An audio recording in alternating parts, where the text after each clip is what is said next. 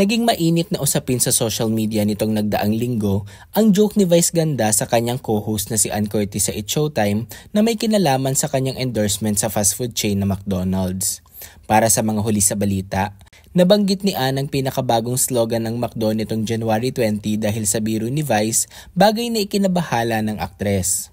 Pero sabi mo nga, nice. Nice. Ganda. Ganda. Nice! Ganda! Ay, bad yun sa akin. Nice ako. Ang galing nito. Sorry po. Pasensya na po kayo. Di ko po Bawi ka. Bakit ka naman sorry? Ang maganda lang naman yung sino. Wala ka naman sinabing Ikaw, pag masama. nawala ako ng kontrata. Pasensya na po kayo. Di ko po sinasadya. Lapse of judgment. Sorry. Si Ann ay halos 7 taon ng endorser ng Jollibee, ang kalabang brand ng McDo. Kaya naman bawal siyang makitang kumakain dito o magsabi ng mga linyang maaaring makapag-promote dito. Subalit dahil nasabi ni Ann ang mga salitang nice at ganda, naging daan ito upang mag-alala siya at magbiro din pabalik kay Vice na bayaran siya kung sakaling pagmultahin siya ng Jollibee. Ikaw talaga. Tuwang-tuwa. Pag ako na, walang bayaran mo. Posible. Bayaran mo. Mababakas din sa mga reaction ni Ann na tila na off siya sa birong ito ni Vice at nawala na ang kanyang sigla sa harap ng kamera hanggang sa matapos ang segment na Especially For You kung saan silang dalawa ni Vice ang nagsilbing host ng araw na yon. Kapansin-pansin din ang kaagad na pagpopost ni Ann ng video sa kanyang Instagram account kung saan makikita siyang kumakain ng isang Jollibee meal na sa tingin ng marami ay ginawa ng It's Showtime host para makabawi sa Jollibee dahil sa nasabi niya. Dahil dito ay katakot-takot na pambabatikos ang inabot ni Vice mula sa mga netizens sa Twitter na nagsabing hindi maganda ang naging biro ng unkabogable superstar sa kanyang kaibigan. Dahil daw kasi sa ginawa ni Vice, maaaring hindi lang magbayad ng multa si Ann kundi mawalan din siya ng endorsement sa Jollibee. Hindi mabilang ang mga kritisismo patungkol sa biro ni Vice na naglitawan sa nasabing plataporma. Maging ang aming team ay nahirapang maghanap ng mga positibong komento patungkol sa nangyari. Maraming netizens ang nag-expect na mamasamain ni Vice ang pagpuna ng mga ito sa kanya. Say pa ng ilan, hihintayin daw nila sa Lunes ang mga talak ni Vice tungkol sa mga taong pumuna sa joke niya.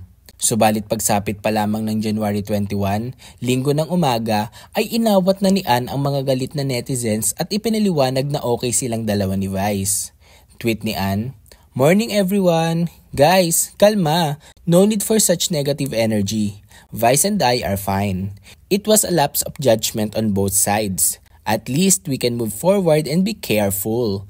Ganyan ang biruan backstage. But syempre, dapat iba pag on air. Kaya kalma, it's a beautiful day. Gawin na lang bida ang saya everyday." Kasunod nito ay nag-tweet na rin si Vice upang ipaliwanag ang nangyari sa pamamagitan ng pag-repost ng tweet ni Ann. "Ang KJ mo, okay yan para trending. Diyos! But yes, it was lapse of judgment. It was our usual brandagulan moment na late niyang na-realize. So nasabi niya yung tagline ng di niya namamalayan. I apologized to her and pinagtawanan na lang namin. Our sisterhood will always be nice ganda." Nag-reply din ang unkabogable superstar sa isang netizens na nagsabing akala niya ay nag-iisip muna ang It's Showtime host bago ito magbiro. Pag-amin ni Vice, minsan ay hindi niya naiisip ang sasabihin niyang biro kaya kung minsan ay sumasablay siya. Reply niya, "No, at times I don't think enough. Sa kagustuhan kong magpatawa, bira ako ng bira kaya minsan sablay. Sometimes I hate myself. Pero ganun talaga, sa comedy man o sa real life, talagang hit and miss. And we'll just have to try again." At bagamat kay Ann lang siya dapat mag-sorry, nagpakumbaba rin si Vice sa madlang people sa pamamagitan ng isang public apology. Diretsong tweet ni Vice, "I put Ann in an uncomfortable situation. Wrong. Sorry." Pagsapit ng hapon, nakahinga na ng maluwag ang mga nag-aalalang netizens para kay Ann. Dahil mismong ang Jollibee na ang nag-tweet na ayos lang ang lahat. Maikling tweet ng fast food chain, "We love you Ann, best friends pa rin tayo." Bida ang saya. Nanireplyan naman ni Ann ng, "Love you back, thank you." At nitong January 22 nga, sa opening ng It's Showtime, muling nagpaalala si Ann sa mga nagalit kay Vice na okay sila ng kanyang kaibigan at nakiusap na sana ay maging mabait na ang mga ito sa unkabogable superstar. Nag-aabayamad lang people, please be kind na. Okay kami ni Sister Red. Samantala, Narito naman ang komento ng mga netizens na nakabasa ng tweets ni Ann at Vice matapos ang insidente.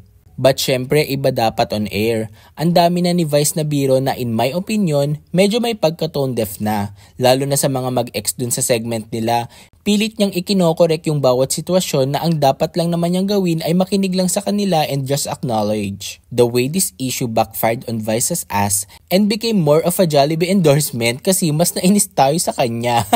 The negative energy is coming from Vice's lack of acknowledgement that she did something wrong. Good morning! It's great to hear that you and Vice are okay. Moving forward and spreading positivity is the way to go. Keep shining and making everyday bida ang saya. Laughter is indeed the best way to start the day. Pag si Vice ang nako-corner, tahimik lang. Hinahayaan na yung iba yung mag-defend sa kanya like Ann. Pero pag feeling niya tama siya, super talak. I like you as a host, Vice, but medyo off ka sa joke mo na yun. But sometimes, need talagang i-call out ni Vice. Ang hilig niyang mag-call out pag siya hindi pwede. And isa yun sa mga toxic traits niya. Yung walang preno yung bibig niya sa mga jokes niya. Mabilis lang talaga ang pick up ni Meme. Pero ang importante, Vice owned up sa mistake niya. And isa pang important, solid ang friendship between Ann and Vice. Love you guys! Actually, pareho namang nakinabang ang Jollibee at McDo sa issue. I'm sure, may humor din naman ng higher up of both chains at mapag-uusapan ng maayos yan. Hindi naman ako mapipigilang kumain sa Jollibee dahil lang sa sinabi ni Ann na nice ganda. So all goods. Yes, I agree. Biruan. But then again, there should be boundaries. You shouldn't joke around that would jeopardize your bread and butter. It's giving insensitive. As a fellow artist, Vice knows the repercussions of such joke time with regards such contracts and endorsements. Lang niya kami pero ingat na next time dahil bawal talaga yorn. Baka may past experience na si Anita na nawarningan siya kaya ganun ang immediate reaction niya. Yung Jong at Vong na lang yung biruin mo sa endorsements, wala sila nun. Ang intense kasing mag-react ng mga tao pero pag ikaw Vice ang kinawawa sa show, ang saya nila. Pero pag ikaw naman ang nakapabor, ang dami nilang kuda. Try nating wag kang pumasok sa showtime ng mga 11 months. Ang dami nga atakihin sa puso dahil boring ang show. Diyos ko!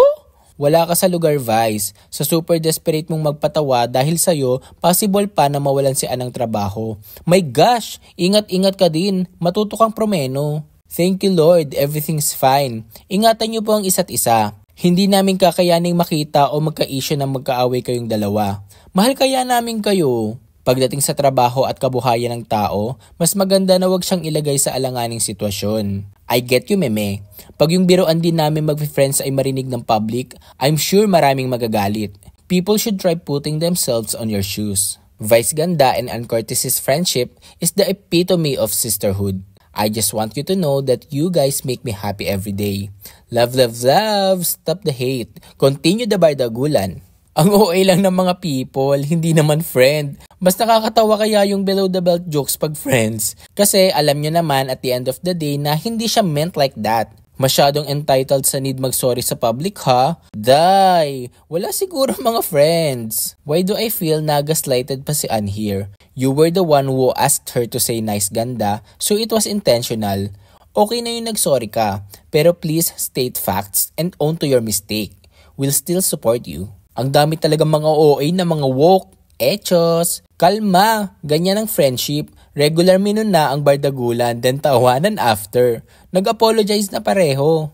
Kasi naman, Meme, just don't up the mistake. At least ikaw, wala ka pang warning. Si Aning, may time na na-warningan na. So sana, next time sa ganyang banters, hinay-hinay lang and wag nang idama yung iba. Sorry na, Meme.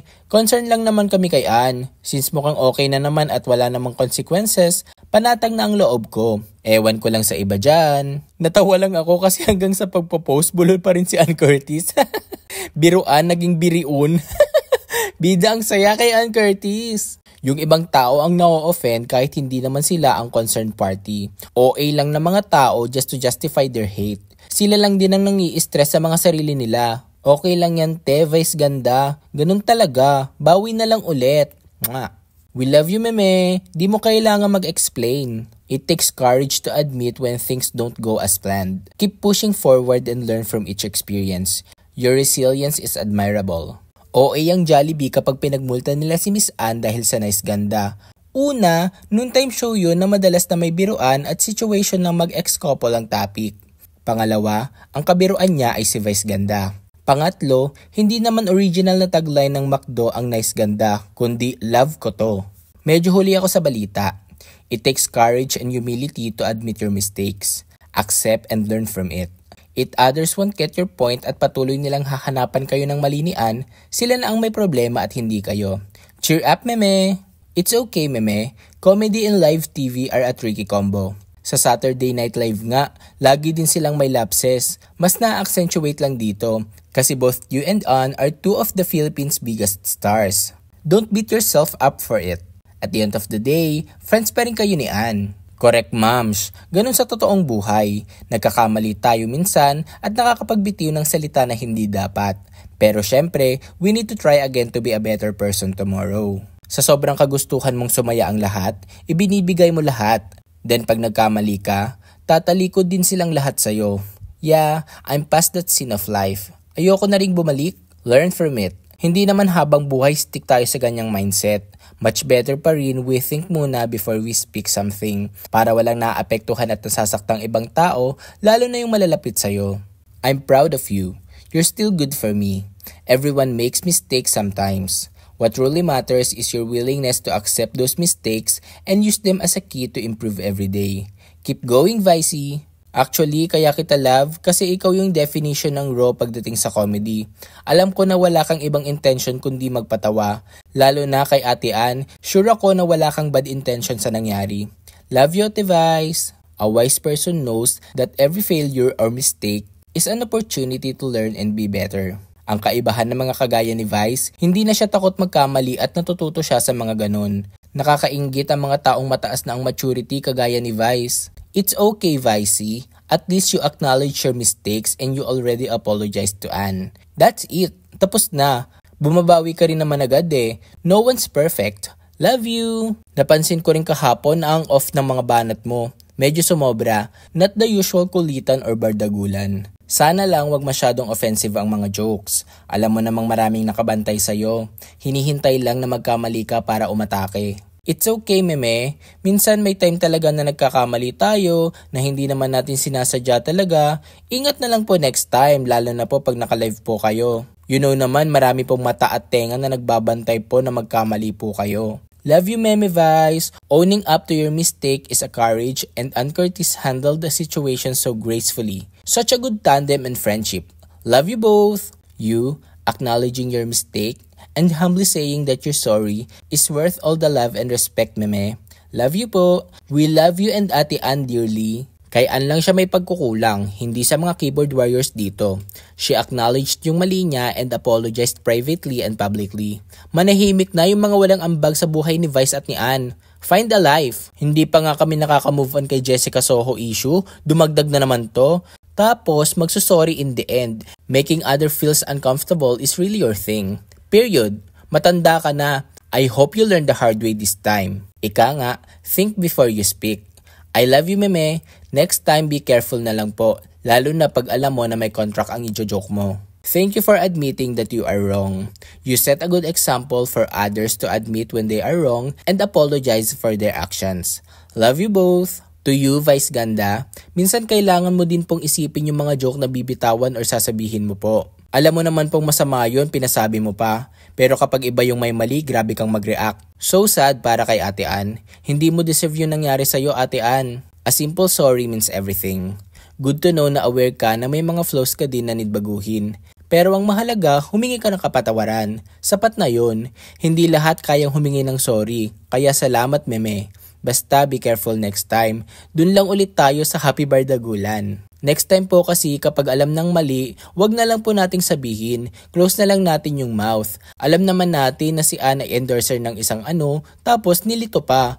Hindi lang kasi bibig ang ginagamit sa pagpapatawa, pati din isip at puso. Wag pa dalos-dalos. Yun lang. Love you, Meme. Wait. Ganun ba kaseryoso yun? Parang ang OA ng reaction ng madlang people.